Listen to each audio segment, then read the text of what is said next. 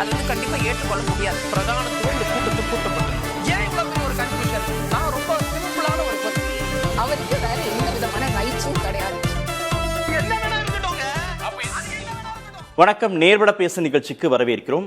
திருமிகு சசிகலா, திரு ஓபிஎஸ் இருவருக்கும் அதிமுகவில் எந்த சூழ்நிலையிலும் இடமில்லை அப்படின்னு திரு இபிஎஸ் மீண்டும் செய்தியாளர்கள் சந்திப்பில் தெளிவுபடுத்தி இருக்கிறார்.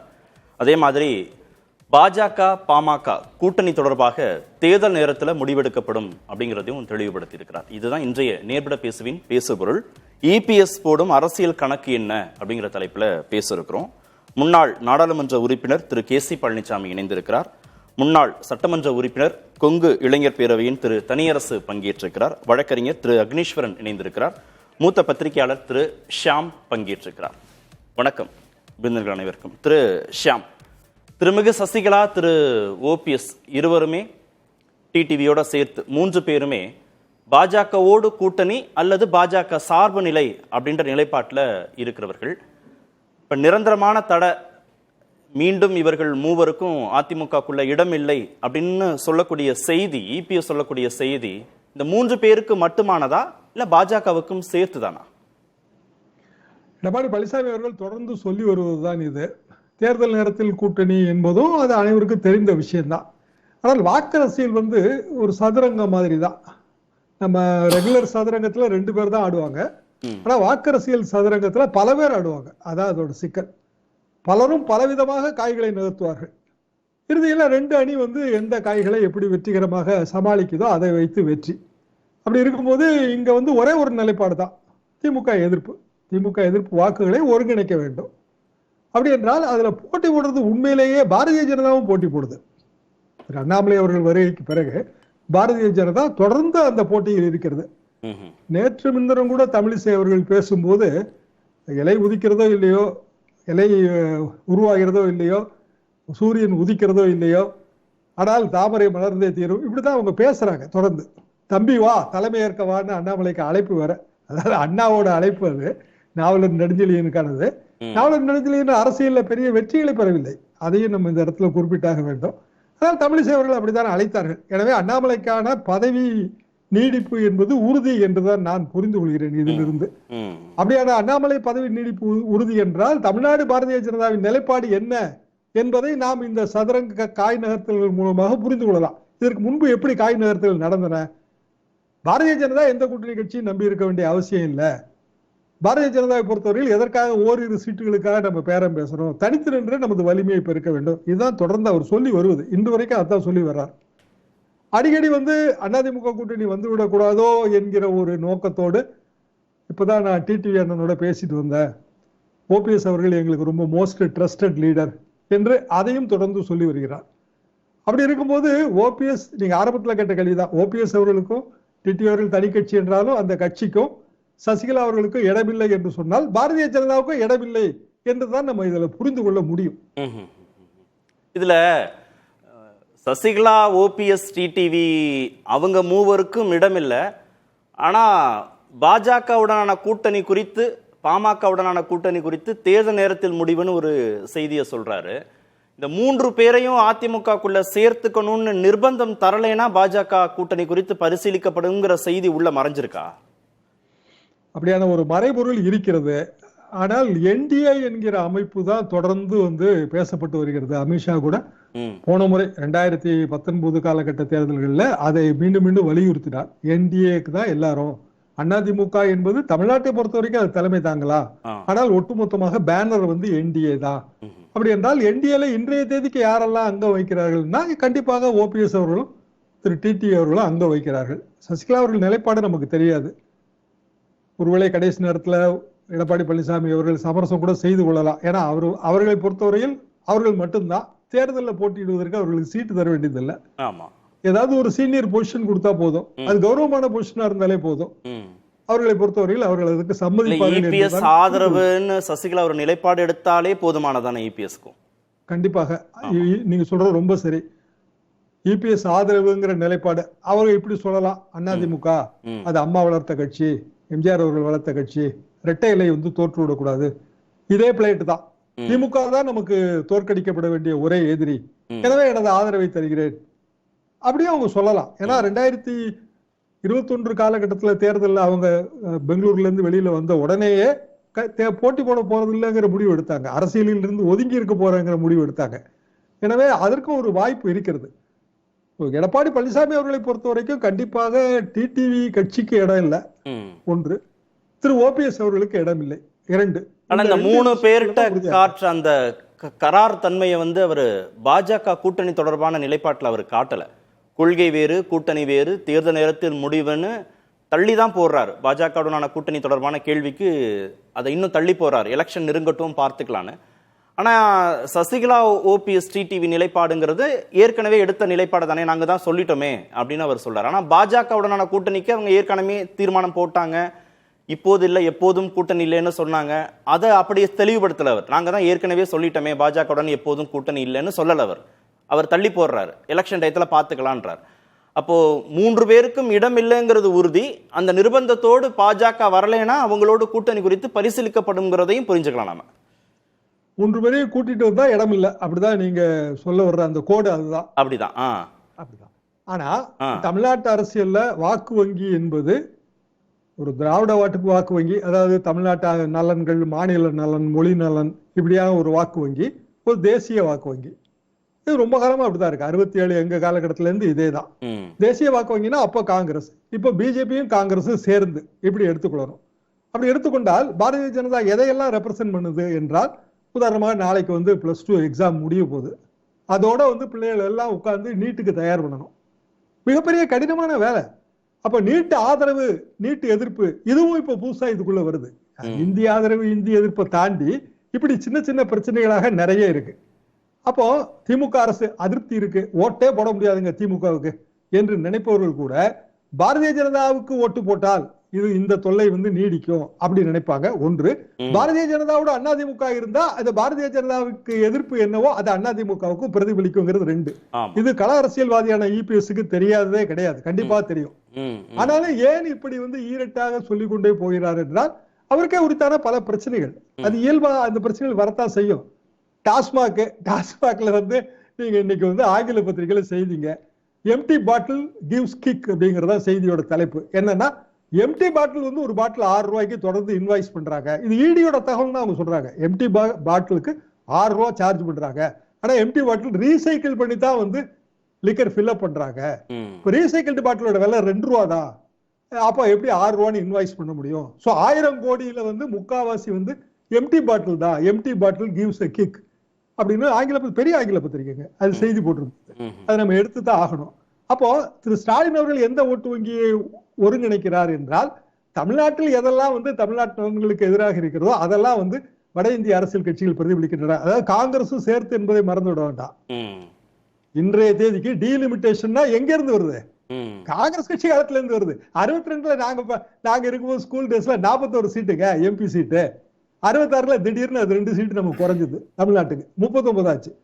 எப்படி? எதிர்க்கவே இல்லை காங்கிரஸ் கட்சி. அதுக்கு பிறகு இந்திரா காந்தி அம்மா சீட்டுகளை கூட்டும் போது தமிழ்நாட்டுக்கு என்ன கிடைச்சது? ஒண்ணுமே கிடைக்கல. டீலிமிட்டேஷனை பத்தி காங்கிரஸ் கட்சியாலும் பேச முடியல. என்னதான் ரேவந்த் ரெட்டி இவங்க எல்லாம் இங்க ரெப்ரசன்டேஷனுக்கு வந்தாலும் தேசிய அளவிலான குரல் இன்னும் ஒலிக்க தொடங்கல. ராகுல் டேந்து அந்த குரல் வரல, பிரியங்கா கிட்டேந்து வரல, சோனியா கிட்டேந்து வரல. வெஸ்ட் பெங்கால்ல இதை எடுத்துக்க மாட்டாங்க, வட இந்தியாவில் இருக்கிற எந்த இதுலயும் எடுத்துக்க மாட்டாங்க, சமாஜ்வாதி எப்படி எடுத்துக்கிடும்.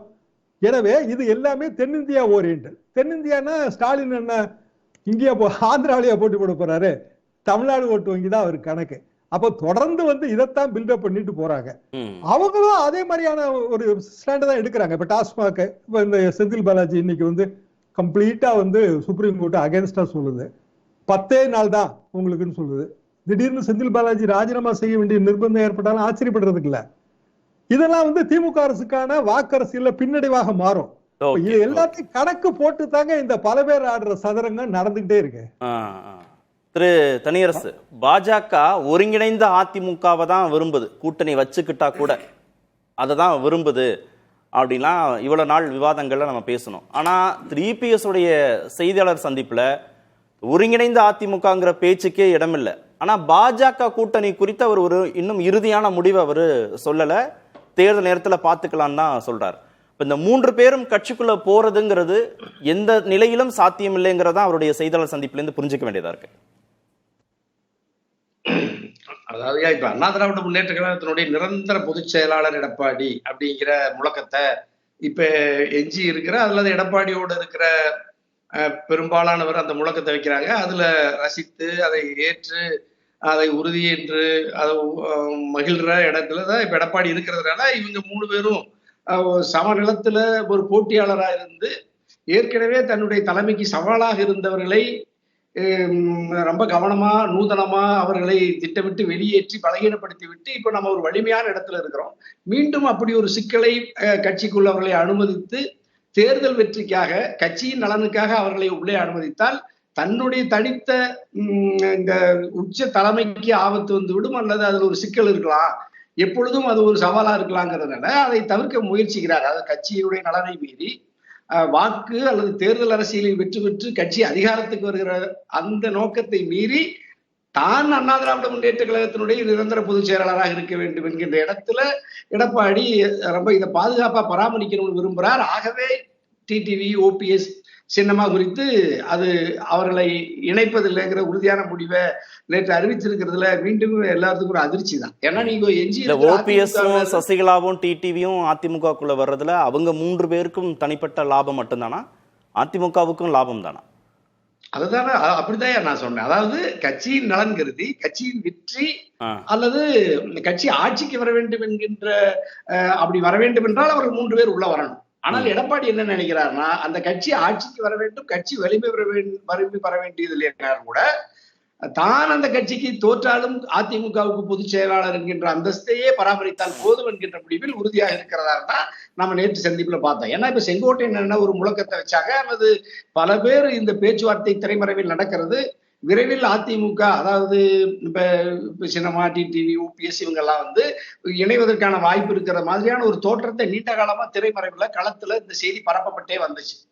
அது இப்ப வந்து நேற்று எடப்பாடி இல்ல அது நீங்களா எவ்வளவு முறை நான் வலியுறுத்தி உறுதிப்பட சொன்னாலும் நீங்க ஊடகவியலாளர்கள் தான் இதை இப்படி ஒரு சர்ச்சையை உருவாக்கி இதுல நீங்க வந்து ஒரு அதிமுகவை அல்லது எடப்பாடியை ஒரு சங்கடத்துக்கு உருவாக்குறீங்கிற மாதிரி நேற்று ரொம்ப வருத்தப்பட்டு சொன்னார். ஆனா இதே கருத்தை அவருக்கு தெரியும்ல, அவருக்கு தெரியுமே 2026 எவ்வளவு முக்கியமான தேர்தல், வெற்றி பெறணும் அதிமுகங்கிறது எவ்வளவு அவசியமானது, தன்னுடைய எதிர்காலமும் அதில் அடங்கியிருக்கு, அதிமுகவுடைய எதிர்காலமும் அடங்கியிருக்குன்னு புரியாதவர் அல்ல திரு இபிஎஸ். ஆனாலும் இந்த 3 பேரும் தேவையில்லைன்னு ஒரு துணிச்சலா முடிவெடுக்கிறார். வேண்டாம், எதுவா இருந்தாலும் எதிர்கொள்ள முடியும்னு அவர் நம்புறார் இல்லையா? அதாவது இவர்கள் 3 பேரும் கட்சிக்குள் இணைக்கப்படவில்லை என்றால் கட்சி ஆட்சிக்கு வராது, கட்சி வலிமை பெறாது அப்படிங்கிறதுல அவரு நம்புறாரு.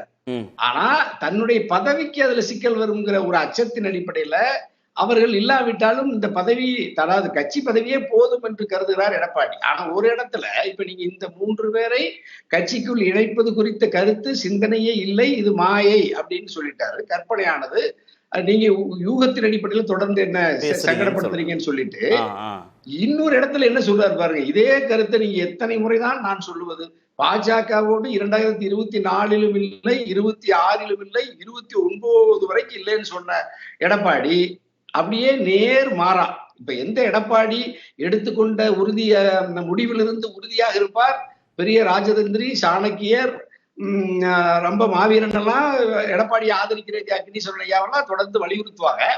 ஆனா இந்த பாஜக உறவு தேர்தல் உறவு அறவே இல்லைங்கிற முடிவிலிருந்து எடப்பாடியால மிக குறுகிய காலத்திலேயே மாற்றிக்கொண்டு எங்களுக்கு ஒரே எதிரி திராவிட முன்னேற்ற கழகம் தான், திமுக தான், பாஜக எதிரி இல்லைங்கிற இடத்துக்கு வந்துட்டாரு.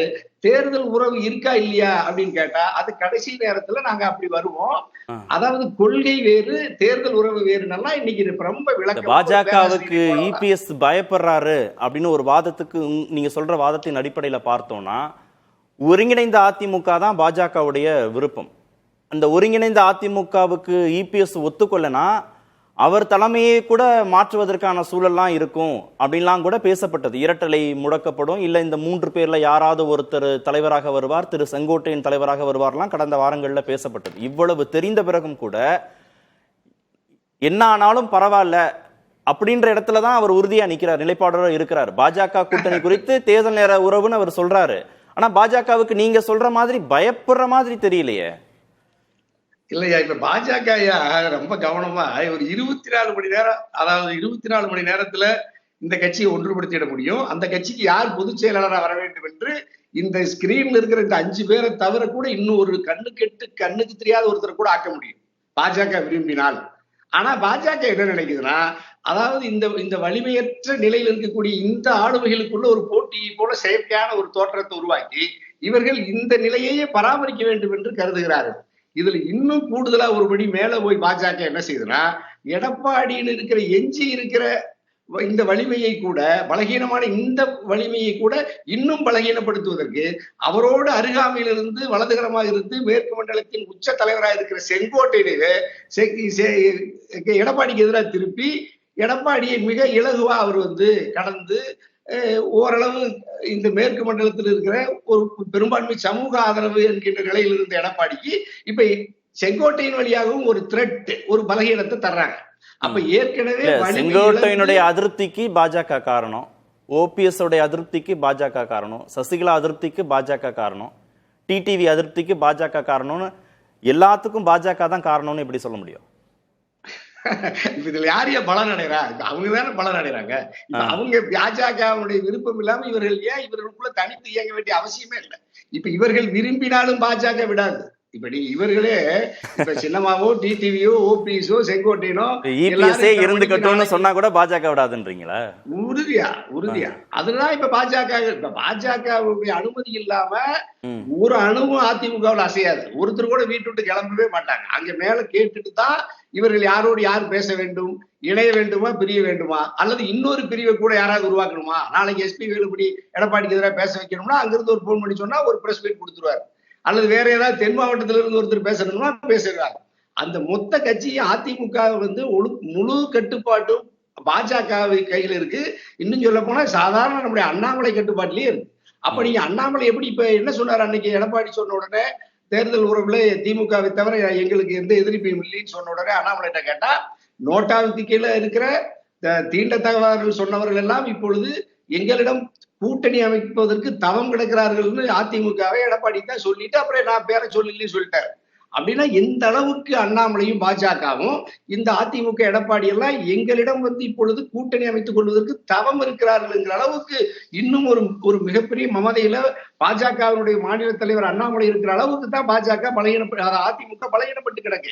அது எடப்பாடிக்கு தெரிந்து சேலத்தில் அமர்ந்து கொண்டு ஒரு கிளை செயலாளரை போல இன்னும் கிளிப்புள்ள மாதிரி பேசிட்டு இருக்காரு. பாவமா இருக்கு. குறைந்தபட்சம் எல்லாரும் இந்த தேர்தல் எல்லாம் ஒண்ணு சேருவாங்கன்னு எதிர்பார்த்தாங்க. நேற்று எடப்பாடி நாங்கெல்லாம் ஒண்ணு சேர மாட்டோம், நீங்க அதிமுகவுல எல்லாரும் சட்டமன்ற உறுப்பினர் ஆயிரலாம், நாடாளுமன்ற உறுப்பினர் ஆயிரலாம், மக்கள் பிரதிநிதி ஆயிரலாம், எல்லாம் இனிமேல் கனவு காங்காதீங்க.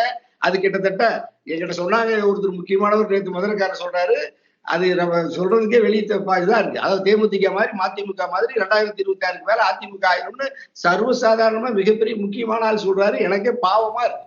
எவ்வளவு பெரிய அதிமுக ஒரு திராவிட பேர் இயக்கம், தந்தை பெரியார் குறித்து, அண்ணா குறித்து, புரட்சி தலைவர் அம்மா, எனக்கு இதுல என்ன கொடுமையாய எடப்பாடி சொல்றார், கொள்கை தாங்க முக்கியம், நிரந்தரமானது.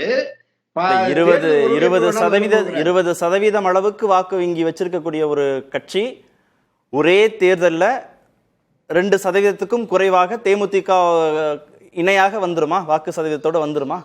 26க்கு பிறகு அப்படி ஒரு நிலையை பாஜக அதிமுகவுக்கு தந்துவிடும் என்று சொன்னது பாஜகவினுடைய அதாவது ரொம்ப நெருக்கமா அங்க இருக்கிற முக்கியமான ஒரு கட்சி தலைவர் சொல்றாரு. அப்படின்னா எனக்கு அதை நோக்கி இவர் எடப்பாடி நகர்றாருன்னு எனக்கும் தெரியுது.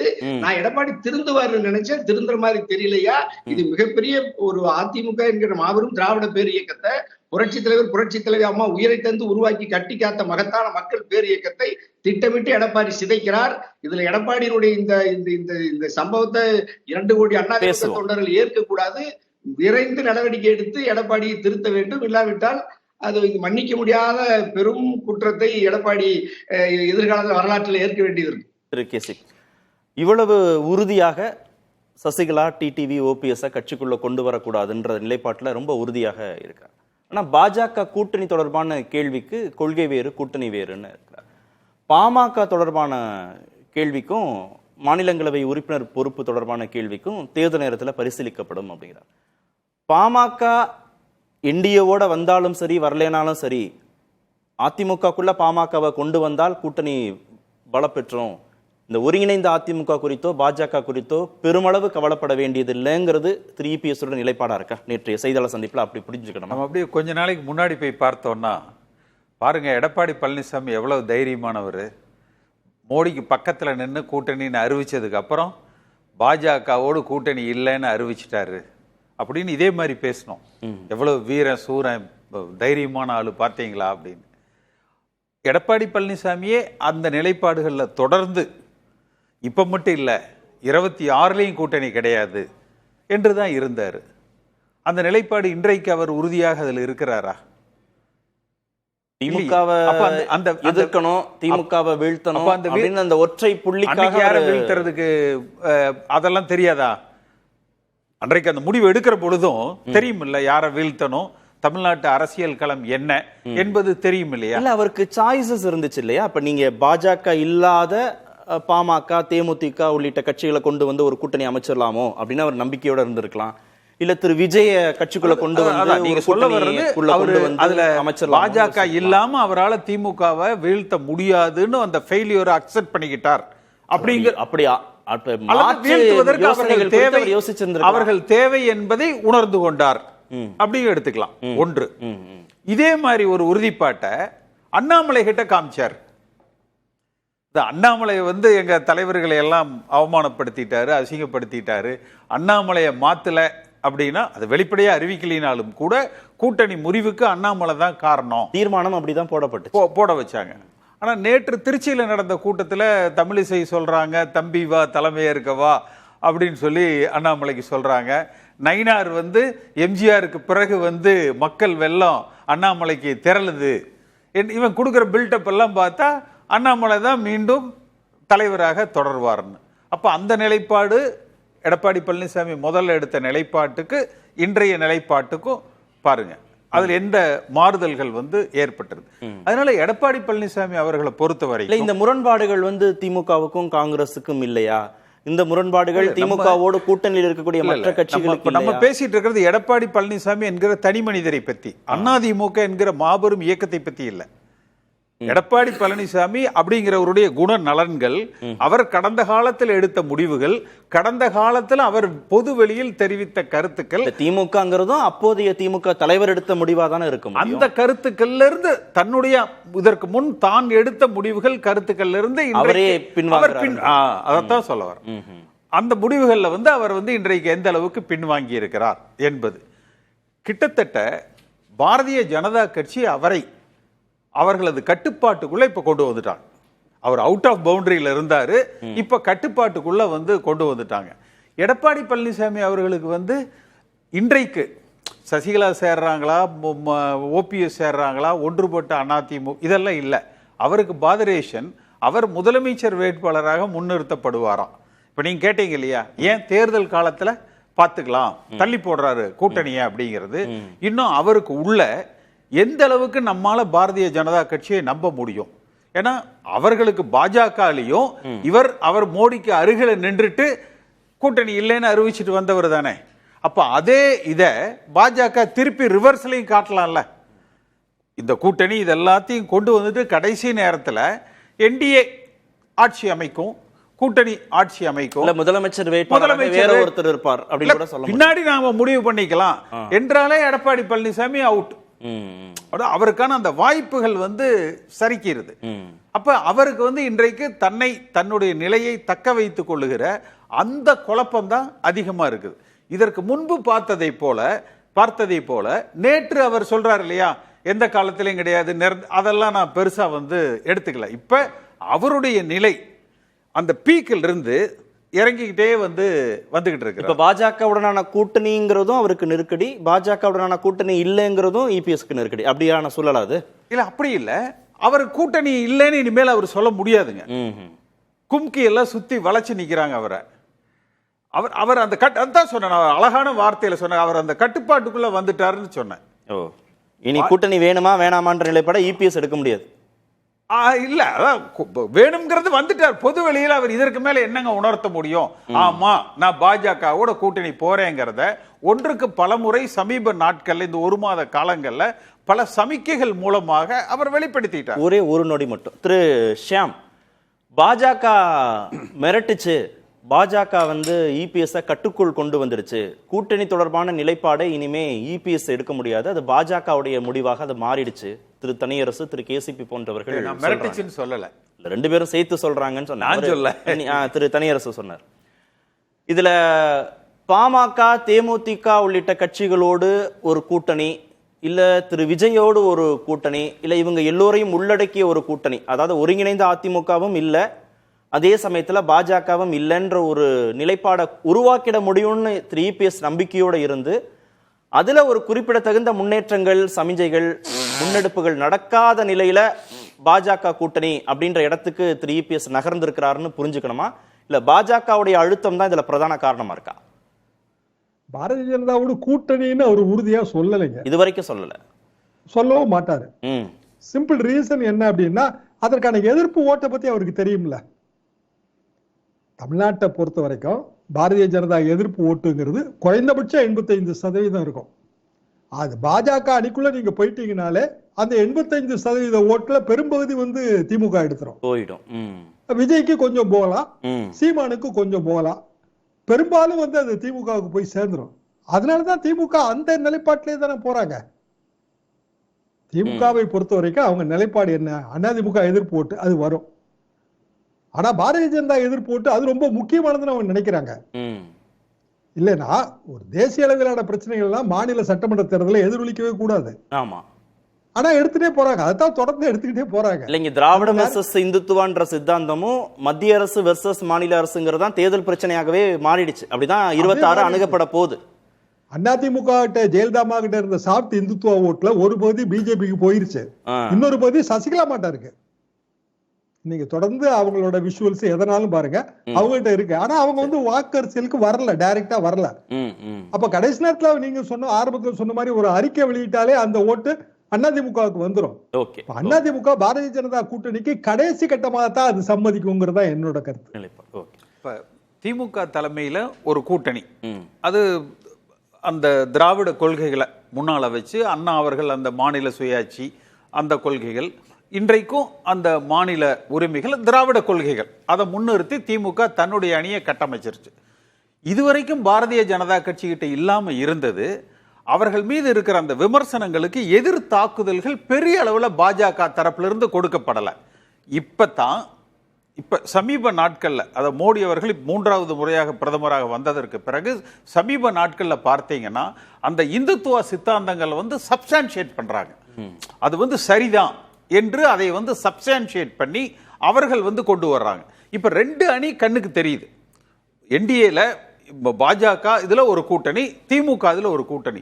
இந்த இடத்திலேயே கொஞ்சம் சர்க்கிள் ஆயிட்டாருன்னு சொல்ற எடப்பாடி பழனிசாமி. என்ன இது ரிவர்ஸா எப்படி இருக்கணும்னா, அதிமுக ஒரு கூட்டணிங்க, அதிமுக தலைமையில திமுகவை எதிர்த்து வீழ்வதற்கு நாங்கள் ஒரு கூட்டணி அமைக்கிறோம், அதுல பாஜகவை சேர்த்துறதா இல்லையான்னு சொல்லி நாங்க பரிசீலிச்சுக்கிட்டு இருக்கிறோம் என்கிற பாஜகவை லைம்லைட்லயே விட்டுருக்க கூடாது, விட்டுட்டாருன்னு சொல்றாங்க. அந்த பாஜகவை லைம்லைட்லயே வந்து விடக்கூடாது. அடுத்து தமிழ்நாடு அரசியல் களம் என்பது, இதுல நம்ம இபிஎஸ் மேல நீங்க ஒரு விமர்சனம் வைக்கிறீங்க, பாஜகவை லைம்லைட்ல விட்டுறக்கூடாதுன்னு நீங்க சொல்றீங்க. ஆனா மத்திய அரசு நிதி தரல, மத்திய அரசு தொகுதி மறுவரை பண்ணுது, நமக்கு எம்பி சீட்டு குறைய போகுது, மத்திய அரசு மும்மொழி திட்டத்தை இங்க செயல்படுத்துது அப்படின்னு இங்க ஆளும் கட்சியாக இருக்கக்கூடிய திமுக எல்லாவற்றையும் பாஜக மேல குற்றச்சாட்டா வைக்கிற போது அரசியலே அப்படி கூர்மைப்பட்டுறது இல்ல, திமுக வெர்சஸ் பாஜக, திராவிடம் வெர்சஸ் இந்துத்துவம்.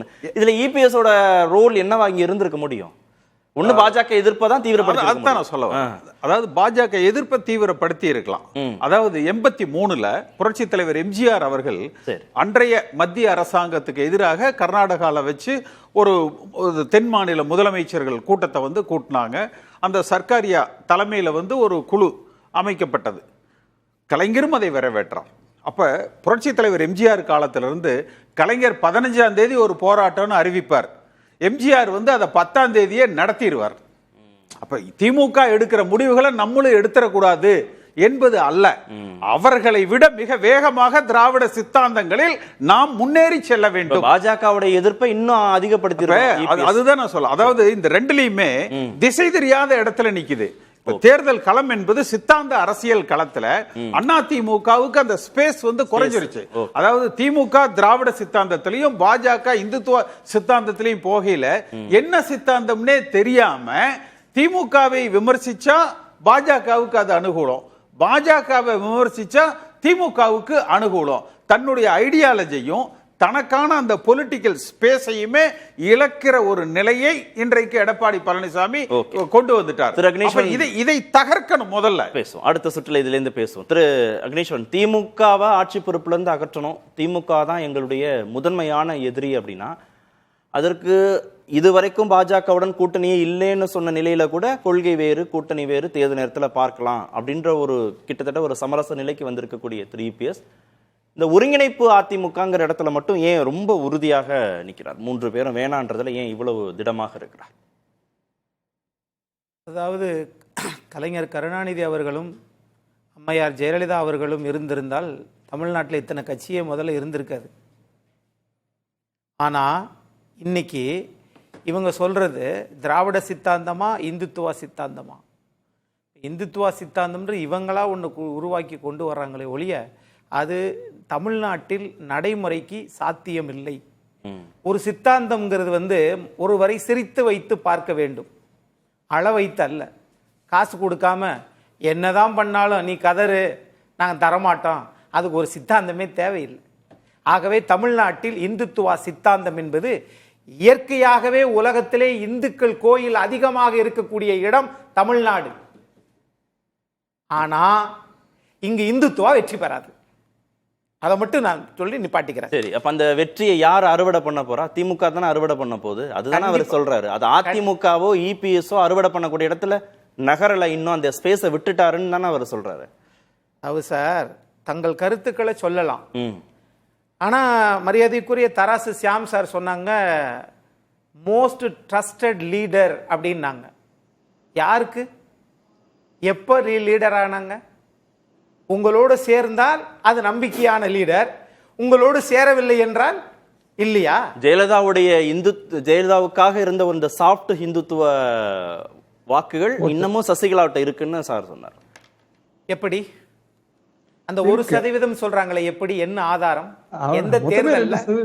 எந்த தேர்தல்ல தராசு சியாம் சார் புள்ளி விவரத்தோட இன்னைக்கு வந்த ஆங்கில நாளிதழில் சொல்லக்கூடிய சாரு அந்த 1% எந்த தேர்தலில்?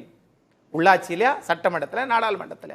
ஆகவே இவர்கள் எல்லோரும் ஒரு கட்டடத்தை, ராஜராஜ சோழன் கட்டிய கட்டடத்தை உங்களால் நிமிர்ந்துதான் பார்க்க முடியும். அதுபோலத்தான் அதிமுக அந்த இடத்திற்கு வந்து விட்டார்களே. ஆகவே அவர்களை தோற்கடிப்பது எப்படி? அதுலலாம் அண்ணன் தனியரசு அவர்களும் அண்ணன் கேசி அவரும் ஒரே குசியா இருக்காங்க. கும்கியெல்லாம் கொண்டு வந்து சுத்தி நிறுத்திக்கிட்டாங்க. அதுல அதுல அதுல நீங்க ஏன் இந்தியாவினுடைய முப்படைகளினுடைய தளபதி, அப்ப கும்கி யாரு? அதுல அடுத்த ரவுண்ட்ல அண்ணன் சொல்லணும். அப்போ முப்படைகளின் தளபதி பிபின் ராவத் உதகமண்டலத்துக்கு வந்த போது ஏன் கும்கியை நிறுத்தல? இப்ப என்ன சொல்லிருக்கு? உறுதியா பதில் சொல்லல. நீங்க சசிகலா ஓபிஎஸ் டிடிவிய கட்சிக்குள்ள சேர்த்துப்பீங்களா? நாங்க எப்பயோ சொல்லிட்டோங்க, நீங்க ஏங்க மீண்டும் மீண்டும் இந்த கேள்வியை கேட்டுக்கொண்டே இருக்கிறீர்கள் அப்படின்னு செய்தியாளர்களை பார்த்து கேட்கிறார். சரி சார், பாஜகவுடன் கூட்டணி வருமா? அதுவும் நாங்க எப்பயோ சொல்லிட்டோமேங்க, தீர்மானம்லே போட்டுட்டோமேங்க, இனிமே அதுல பேசுறதுக்கு ஒண்ணுமே இல்லைங்கன்னு சொன்னா நம்ம இந்த விவாதத்தை நடத்தியிருக்க வேண்டிய அவசியமே இருக்காது. அவர் உறுதியாக இருக்கிறார், நிலைப்பாட்டை மீண்டும் தெளிவுபடுத்திட்டார். சசிகலா ஓபிஎஸ் டிடிவிக்கு ஏற்கனவே எடுத்த நிலைப்பாட்டுல உறுதி. பாஜகவுடனான கூட்டணி நிலைப்பாட்டில் கொஞ்சம் கொஞ்சமா டோன் ஆகிற திரு அண்ணாமலை அப்படிலாம் சொன்ன மாதிரிலாம் எனக்கு தெரியலையே அப்படின்ற இடத்துக்கும் அவர் வந்துட்டார். திரு அண்ணாமலையும் அண்ணான்னு ஒரு இணக்கம் காட்டுகிறார். திரு இபிஎஸ் நோக்கும் போது ஒரு சந்தேகம் வருது, ஏதோ நடக்குதோ பின்னாடின்னு ஒரு சந்தேகம் வருது. முன்னாடி நடக்கிறது தான் வந்து வெளிச்சத்துக்கு வரும், பின்னாடி நடக்கிறதுல நம்ம வந்து கவலைப்பட வேண்டிய அவசியம் இல்லை. அது எதுவும் நடக்கலாம், நடக்காமலையும் போகலாம், அதை பத்தி எனக்கு கவலை கிடையாது. ஆனா உங்களுடைய நோக்கம் எல்லாம், கேள்விகள் எல்லாம், அதாவது நான் பத்திரிகையாளர் கேள்வி கேட்டதை சொல்லல, நீங்க கேட்கிற கேள்விக்கே நான் பதில் சொல்றேன். நீங்கள் திரும்ப திரும்ப ஏன் பாரதிய ஜனதாவை சேர்க்கவில்லை அல்லது அவங்கள சேர்க்கல அப்படின்னு சொல்றதுனால அதிமுகவின் மீது அக்கறையா அல்லது இல்ல இது பாஜக திமுக தான் கூர்திட்டப்படணும், ஆகவே இவர்கள் பலவீனமாக இருக்கிறார்கள் என்று திரும்ப திரும்ப கேமராவை அங்கிட்டே காட்டிக்கிட்டு இருக்கீங்களா? ஐயா அதான் சொன்னார்ல, கேக்குறேன். இதுல என்ன அக்கறை உங்களுக்கு? இல்ல லைம் லைட்ல பாஜக நிறைய டைம் கொடுத்தாச்சு. இருங்க நான் தான் கடைசி. லைம் லைட்ல பாஜகவும் வந்துருச்சு, அவங்கள வர வைக்கிற வேலையை திமுகவும் பண்ணுது. அதுல எங்க ஏடிஎம்கேக்கு ஸ்பேஸ்? பாஜக வந்துருச்சுன்னு நீங்க தான் சொல்றீங்க சார். எப்படி சார்? இங்க சார் இப்ப நேத்து முந்தா நாள் மீட்டிங் நடக்குது சார் இங்க ஐடிசில. தொகுதி சுனிதா மறுவரையறை வில்லியம்ஸ் அம்மா மேல போயிட்டு 9 மாசம் போகாம இன்னொன்னுதான் சார் போய் கூட்டிட்டு வந்துச்சு அவங்களையே. ஆக இங்க என்ன நீங்க நிறைச்சா நேர ஆட்சிக்கு வந்துருமா? எப்படி இது? இதுதான் உங்களுடைய இந்த கருட சித்தாந்தம். அப்படியே மேல இருந்து பாப்பாங்க, அப்படியே பறப்பாங்க, ஸ்கேன் பண்ணுவாங்க, நாங்க தான் ஆட்சின்னுவாங்க. எப்படின்னு கேக்குறேன். இல்ல நான் பாஜகவுக்கு வந்து இங்க செல்வாக்கு இருக்கு, பாஜக மீண்டும் ஆட்சி பொறுப்புக்கு வந்துருச்சுன்னு இங்க விருந்தினர்கள் பேசல. ஆனா இந்துத்துவ சித்தாந்தத்தை எதிர்ப்பதன் மூலமாக திமுக முன்னெடுக்கிற திராவிட சித்தாந்தத்தை வச்சு திமுக கல்டிவேட் பண்ணிக்க முயற்சிக்குது. ஏடிஎம்கேக்கான ஸ்பேஸ் என்ன இங்க? ஏடிஎம்கே தானே அந்த ஸ்பேஸை வந்து தானா முன்னெடுத்து இருந்திருக்கணும்னு அவங்க கேட்கறேன். கரெக்டா கேட்டீங்க சார். இங்க திராவிட சித்தாந்தம் திமுக பண்ணுது, மத்திய அரசு பாஜக வந்து அவங்க இந்துத்துவா சித்தாந்தம். இந்த 2 சித்தாந்தங்களுமே தமிழ்நாட்டுக்கு என்ன நன்மையை செஞ்சுச்சு? நாடக சித்தாந்தம் இது. அதை முதல்ல புரிஞ்சுக்கோங்க. இப்ப நான் சொல்றேன், தொகுதி மறுவரையறை இதனால என்ன ஆக போகுது? நீட்டு விளக்கு என்ன ஆக போகுது? எதுவுமே செய்யாம வெறுமனே பாஜகவை கூர்தீட்டி கொண்டிருக்கக்கூடிய வேலையை தமிழ்நாடு அரசாங்கம் செய்கிறது. அது மாதிரி மத்தியில பாஜக நாங்க இந்துத்துவா சித்தாந்தம் வளர்ந்துகிட்டே இருக்கு. வளருது சார், வார்த்தைகளால் வளருது. இங்க ஒரு சாதாரண ஒரு 2 பேர் மேலேயுமே மக்கள் அதிருப்தியில இருக்கிறதுனால ஏடிஎம்கேக்கான ஸ்பேஸ் இருக்குன்னு சொல்றீங்க நீங்க. அரசாங்கங்கள் மோதிக்கொள்கிறது, இங்கே சித்தாந்தங்கள் தோற்று போகிறது. அத முதல்ல புரிஞ்சுக்கணும் சார். ஆகையினால ஏப்பா நீ எதிர்க்கட்சி தானே, நீ ஏன் நடுவுல வந்து 2 பேர்த்தையும் அடிச்சு வீழ்த்தி வேண்டியதானே என்று கேட்டால் இதுக்கு சம்பந்தமே கிடையாது. இன்னொன்னு சொல்றீங்க, இல்ல அவங்க எல்லாம் எல்லாருமே வந்து ஒற்றுமையா தானே இருக்காங்க, இவங்க எல்லாம் சித்தாந்தத்துக்கு தானே போராடுறாங்க. சித்தாந்தத்துக்கு போராடுறதுனால என்ன வேலை வாய்ப்பு கூடிருச்சா? ஜிஎஸ்டி குறைக்க போறீங்களா? என்னதான் செய்ய போறீங்க? எதுவுமே செய்யலை. வெறும் பத்திரிகையாளர் சந்திப்பு, வெறும் வார்த்தை விளையாட்டு, வெறும் திராவிட இந்துத்துவா சித்தாந்தம். என் மக்களுக்கு என் மொழிக்கு என்னது? இந்தியாவில் இருக்கக்கூடிய விழிகளிலே எந்த பிரயோஜனமும் இல்லைங்க. பேசுவோம், யதார்த்தமான உண்மை. திரு கேசிபி, பாஜகவுக்கும் திமுகவுக்கும் நடக்கக்கூடிய அந்த அரசியல் மக்களால புறந்தள்ளப்படும். மாநில அரசு மீது மக்களுக்கு கோபம் இருக்கு, மத்திய அரசு மீது மக்களுக்கு கோபம் இருக்கு. இந்த ஏடிஎம்கே ஒண்ணுமே பண்ணல, இந்த ஸ்பேஸை விட்டுடுச்சு, பாஜகவை லைம்லைட்ல கொண்டு வந்துடுச்சு, அவங்க செய்ய வேண்டியதெல்லாம் திமுக செய்யுது அப்படின்ற பேச்சுக்கே இடமில்லை. அதிமுகவுக்கு மக்கள் ஆதரவு இருக்குங்கிறது நம்பிக்கையோட அவங்க 26 தேர்தல் களத்தை சந்திக்க போறாங்க. இல்ல, அப்ப அம்மா அவர்கள் காலத்துல 40% மேல இருந்தது, இன்றைக்கு 20% வாக்குகளாக அது வந்து குறைஞ்சிருக்குது. அப்ப அந்த மக்கள் ஆதரவுங்கிறது தொடர்ந்து நிக்கல. நீங்க ஆட்சி மாற்றங்கள் ஏற்படுகிற பொழுது ஒவ்வொரு காலகட்டத்திலையுமே பார்த்தீங்கன்னா 2 ஃபேக்டர் வந்து வேலை செஞ்சிருக்கும். ஒன்று அலையன்ஸ் ஃபேக்டர். இப்போ இது வந்து இன்றைக்கு புதுசு இல்லை, இந்த முக்கோண அரசியலுங்கிறது தமிழ்நாட்டில் புதுசு இல்லை. புரட்சி தலைவர் எம்ஜிஆர் காலத்திலையும் காங்கிரஸ், நான் சட்டமன்ற உறுப்பினராக இருக்கிற பொழுது 63 சட்டமன்ற உறுப்பினர்கள் இருந்தாங்க. அன்றைக்கும் காங்கிரஸ் எங்க கூட்டணி வைக்குதோ அந்த அணி வெற்றி பெறும் என்கிற அந்த ஒரு இது இருந்தது. அப்படித்தான் 80 நாடாளுமன்றத்தில் அதிமுக தோற்கடிக்கப்பட்டது புரட்சி தலைவர் எம்ஜிஆர் காலத்தில். அம்மா காலத்தில் 2ம் இருந்தது, காங்கிரஸ் திமுக அதிமுக, அதுக்கப்புறம் பாஜக அதிமுக திமுக, இந்த அரசியல் இருந்தது.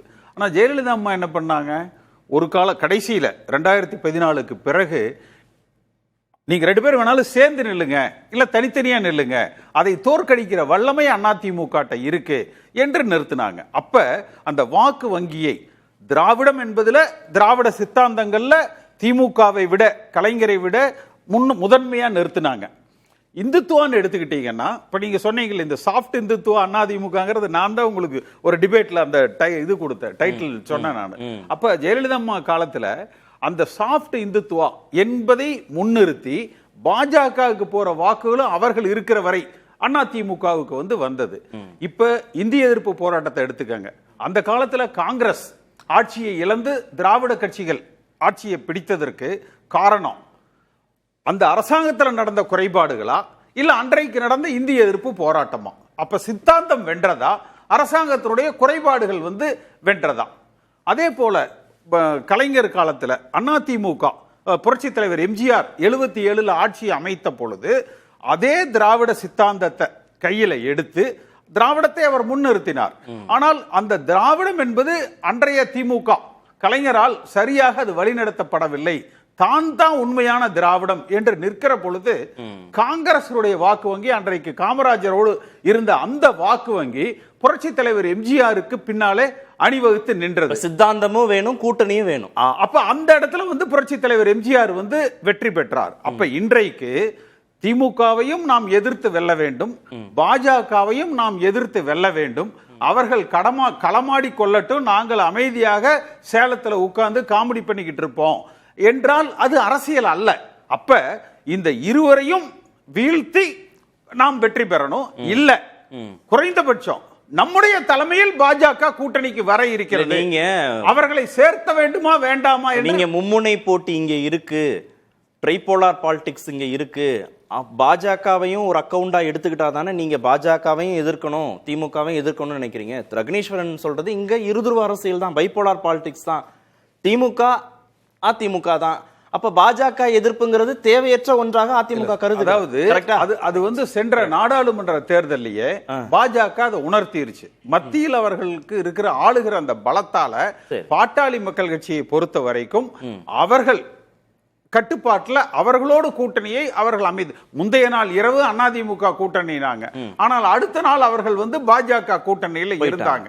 அப்ப நிச்சயமாக ஒன்று நமக்கு ரெண்டே வாய்ப்புகள். நாடாளுமன்றத்துல ஓகே, சட்டமன்றத்திலையும் பாஜகவை கன்சிடர் பண்ணணும் வர்றேன். நமக்கு ரெண்டே வாய்ப்புகள் தான். ஒன்னு பாஜகவையும் எதிர்த்து நின்று திமுகவையும் எதிர்த்து நின்று வெல்லுகிற வலிமையோடு நம்ம இருக்கணும், அல்லது அதிமுக தலைமையில் ஒரு கூட்டணி, அந்த தலைமையில் பாஜகவை நாங்கள் சேர்த்துவதா இல்லையா என்பதை முடிவெடுப்போம் என்பதை பரிசீலித்துக் கொண்டிருக்கிறோம். தேர்தல் வருகிற பொழுது முடிவு செய்வோம் என்கிற நிலைப்பாட்டில் இருக்கணும். இப்ப நேரம் இல்ல, ரொம்ப அங்க கொடுத்துட்டோம். திரு தனியரசு, இருதுருவ அரசியல் தான் தமிழ்நாட்டுல 2026 தேர்தல் களமும் அப்படிதான் அமைய போகுதுங்கிற போது பாஜகவை அதிமுக கன்சிடர் பண்ணவே இல்லை. அவங்க கூட்டணிக்கு வரணுமா வர வேண்டாமா, அவங்க தான் நிலைப்பாடு எடுக்க போறாங்க, ஏடிஎம்கே தான் நிலைப்பாடு எடுக்க போறாங்க. திமுகவை தான் அவங்க எதிர்கொள்ள போறாங்கிற போது பாஜக எதிர்ப்பை இன்னும் கூர்மைப்படுத்தணும் அப்படின்றதுக்கான தேவையை இங்க எழவே இல்லையே.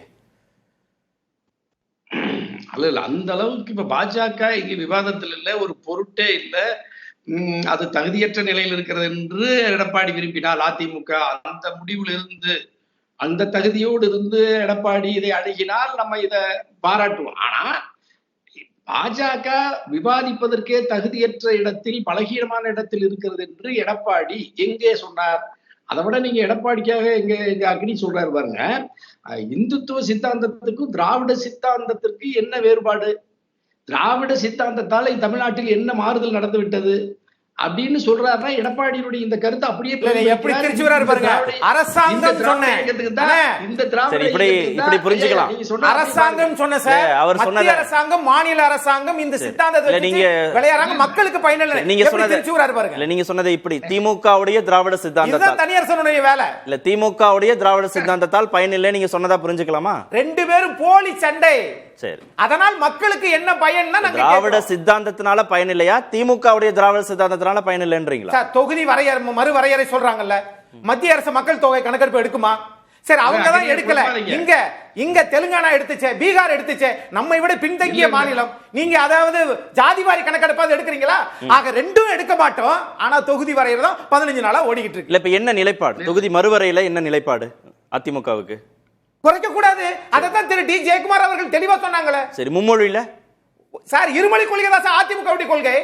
அப்புறம் சரி, புதிய கல்விக் கொள்கையில சார் இன்னைக்கு எல்லாமே தமிழ்நாட்டு நலன் கருதி என்னவோ அதுதான் அதுதான் அதுதான் எப்பயுமே சொல்றாரு. ஆனா நீங்க இந்த கேள்வியை பூரா நீங்க ஆளுகிற அரசாங்கத்தை கேட்கல. இந்த நிலைப்பாடுல நீங்க 40 எம்பி வச்சிருக்காங்க, இந்த கேள்வி அங்க கேக்குறீங்க, சாத்தியப்படுத்த முடியுமான்னு கேக்குறீங்களா? இங்க உங்களை கொண்டு வந்து நிறுத்தி இருக்காங்கன்னா மும்மொழியில திமுக கொள்கை தான் உங்களுக்கும், ரெண்டு பேரும் ஒன்னா தான் இருக்கீங்க. தொகுதி மறுவரையறை உங்களுக்கும் அவங்களுக்கும் ஒரே நிலைப்பாடு தான்.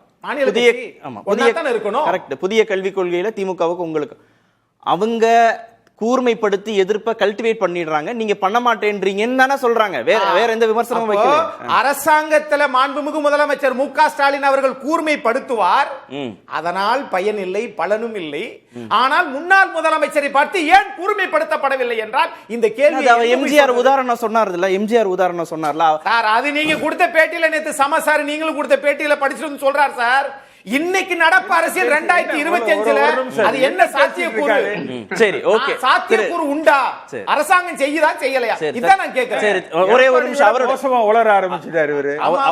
அவருடைய நேரத்தை தான் திரு தனியரசு முடிங்க, நிறைவு செய்வோம். இல்ல ஐயா, இப்ப இந்த குழப்பம் 2 கோடி அதிமுக தொண்டர்கள் டீம் இந்த நம்ம எங்க அக்னி எடப்பாடி எல்லாம் கடத்திட்டாங்க. அதாவது இந்த தமிழ்நாட்டில் திராவிடம் என்கின்ற சொல்லுக்கும் அதனுடைய அடிப்படை கருத்தியல் கோட்பாடு அதனுடைய தத்துவ வலிமையே சிதைச்சிட்டு இந்த கட்சிக்கு பேரு திராவிட முன்னேற்ற கழகம், அண்ணா திராவிட முன்னேற்ற கழகம் வேற வச்சுக்கிட்டீங்க. இதுல அண்ணான்னா உங்களுக்கு யாருன்னு தெரியாது, திராவிடம்னால யாரும் அதிமுக கொடுத்தா சிதையாம இருக்குமா? அல்ல, அது கேட்டுங்க, சொல்ல சொல்லுங்க. எங்க அக்னி இவங்களுக்கு கிடைக்கலன்னா வானை வேடிக்கை விடுறது. தமிழ்நாட்டு மக்களை இந்த தத்துவ நிலையிலிருந்து நீங்க வலிமைப்படுத்தி கூர்மைப்படுத்தலைன்னா உங்களுக்கு எதுக்கு இந்த கட்சி அதிமுக? உங்க தலைவரை எப்படி இடைவேளைக்கு பிறகு வர நீங்க நாக்பூருக்கு பாஜக RSS கருத்துக்கு எடப்பாடி அக்னி கருத்துக்கு என்ன வேறுபாடு இருக்கு? இடைவேளைக்கு பிறகு பேசுவோம். அதிமுக ஏற்படுகிற பெரும் கொடுமை. திரு ஷாம், நாம 2 வாரத்திற்கு முன்பாக 5 முனை போட்டியாக இருக்குமோ அப்படின்னு விவாதம் நடத்தப்பட்டது. அப்புறம் அது 4 முனை போட்டியாக இருக்குமோலாம் விவாதம் நடத்தப்பட்டது. ஆனா அதிமுக அந்த இருதுருவ அரசியல் இருமுனை போட்டிங்கிறதுல தான் இன்னும் நம்பிக்கையோடு இருக்கிற மாதிரி தெரியுது. ஒருவேளை அவங்க பாஜகவுடைய அழுத்தங்களுக்கெல்லாம் அவங்க செவி சாய்க்கலைன்னா பாஜகவும் தனித்து நிற்பதற்கான சாத்தியக்கூறுகள் தான் அதிகமாக இருக்கும். யாருக்கு சாதகமான களமாக அது இருக்கும் அப்போ 26ல்? பாரதிய ஜனதாவை பொறுத்தவரையில் டிடிவி என்னங்க சொல்றாரு, அண்ணா உயிரோடு இருந்திருந்தால் மும்மொழி கொள்கையை ஆதரிச்சிருப்பாருன்னு சொல்றாரு இல்லையா? அப்போ அவங்களோட அணியை ஏதாவது ஒரு வகையில கரெக்டா செம்மைப்படுத்திட்டே வராங்க. அதையே நம்ம புரிஞ்சுக்க மறுக்கிறோம். அந்த மாதிரியான ஒரு நிலைப்பாடை திரு எடப்பாடி பழனிசாமி அவர்களால் எடுக்கவே முடியாது எந்த காலத்திலையும். இருதுருவ அரசியல் சொன்னா பிரதான கட்சிகள் 2 இருக்கும், ஆனா மற்ற கட்சிகள் சார், என்னோட பத்திரிகையாளர் வாழ்க்கையில நான் பல கட்சிகள் உதயமானதை பார்த்திருக்கேன். 72ல அதிமுகவா, 89ல பாமக. அக்னி கொஞ்சம் ஃபிகர்ஸ் எல்லாம் செக் பண்ணணும். 89 பாமக, 93 94 மதிமுக, அதே காலகட்டத்தில் விசிக. எத்தனை கட்சிகள் வந்தன? எம்ஜிஆர் அவர்களும் கலைஞர் அவர்களும் ஜெயலலிதா அவர்களும் இருந்த காலகட்டத்திலேயே எத்தனை கட்சிகள் வந்தன? எம்ஜிஆர் அவர்கள் இருந்த போது எஸ்டிஎஸ் கட்சி ஆரம்பிச்சாரு, நமது கழகம். ஆக இதெல்லாம் புதுசெல்லாம் கிடையாது. அப்ப அதுக்குள்ளதான் நீங்க கூட்டணி ஃபார்ம் பண்ணணும். பாமக இன்னைக்கு கூட்டணிக்கு அதிமுக அழைப்பு விடுக்கலையா மறைமுகமாக? இல்ல, என்னவா இருந்தாலும் திமுக அதிமுகக்குள்ளதான அந்த போட்டி நடந்துட்டே இருந்துச்சு. 26 அப்படிதான் இருக்க போகுதுன்னு நம்புறாங்க ஏடிஎம்கேல. அவங்க தீர்மானிக்க போறாங்க ஏடிஎம்கே யார் வேணும் யார் வேணான்னு கூட்டணியில. சரிதான், 2 பிரதான கட்சிகள், அதுல எனக்கு மாற்று கருத்து கிடையாது. 3வது கட்சியா பிஜேபி வந்துகிட்டு இருக்குங்கிறதுல நான் உறுதியா நம்புறேன். என்ன காரணம்னா அந்த 10% மேல அவங்க ஓட்ட கிராஸ் பண்றாங்க. அப்ப அவங்க எய்ம் ஆட்சியை பிடிக்கிறது கிடையாது. 16.6% வாங்கி டெபாசிட்டை தக்க வச்சா, உதாரணமா ஒரு 100 தொகுதியில பிஜேபி டெபாசிட் வாங்கிடுச்சுன்னு வச்சுக்குவோம், அது பெரிய வெற்றியாக பார்க்கப்படும். அப்ப அவங்க எய்ம் அதுதான். அப்போ எடப்பாடி பழனிசாமி அண்ணாமலையை வளர்த்து விடுவாருன்னா வளர்த்து விட மாட்டாரு. அதே மாதிரி அண்ணாமலையை எடப்பாடி பழனிசாமி வளர்த்து விட மாட்டாரு. அப்ப இயல்பான லாபம் இதுல யாருக்கு இருக்க முடியும்? உள்ளகை நெல்லிக்கணி திமுக தான் இருக்க முடியும். எத்தனை தவறுகள் செய்தாலும், ஆட்சி மீது எவ்வளவு அதிருப்தி இருந்தாலும், ஒரு சில விஷயங்கள், இப்ப நீட் எதிர்ப்பு, அதுக்கு கண்டிப்பா ஒரு ஓட்டு வங்கி உண்டு. ரொம்ப கொஞ்சமா இருக்கும், ஒரு தொகுதிக்கு 10 ஓட்டு இருக்கும். 10 ஓட்டுல தோத்த கதை நமக்கு தெரியாதா? ஆக ஓட்டு வங்கியை திரட்டுதல் இது ரொம்ப முக்கியம். அதிமுகவுக்கு அப்படி திமுகவை தாண்டி திரட்டுவதற்கான பாயிண்ட் இல்ல. ஓகே. ஆனா பிஜேபிக்கு இருக்கு. திமுக எதிர்ப்பு நிலைங்கிற இடத்துல இருந்து. சரி, எதிர்ப்பு நிலை எல்லாமே இந்துத்துவா, மும்மொழி கொள்கை. அதான் நான் சொன்னேன், அண்ணா இருந்திருந்தால் மும்மொழி கொள்கையை ஆதரிப்பார். ஏற்கனவே அந்த ஸ்பேஸ் இல்லைன்றதான் பேசுவோம். அடுத்தடுத்த விவாதங்கள்ல இன்னும் ஆழமான விவாதிக்கலாம். நன்றி. நிகழ்ச்சியில் பங்கேற்ற அனைத்து விருந்துகளுக்கும் நேர்பட பேச நிறைவு. பிரதான கூட்டத்தில் கூட்டப்படும்